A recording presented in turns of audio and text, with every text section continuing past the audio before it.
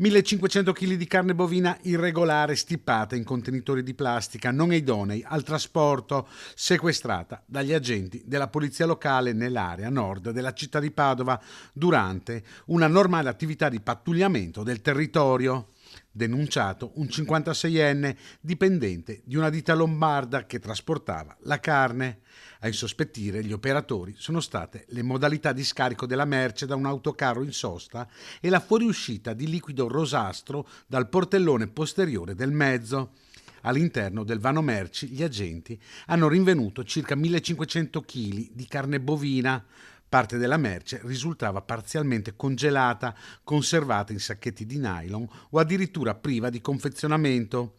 Le condizioni igienico-sanitarie sono apparse subito precarie, anche a causa del forte odore rancido sprigionato dal carico.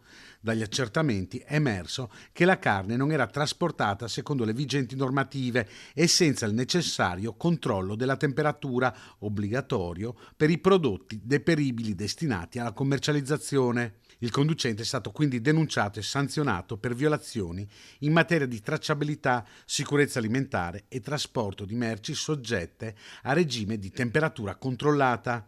L'intero quantitativo di carne è stato immediatamente avviato allo smaltimento per tutelare la salute pubblica.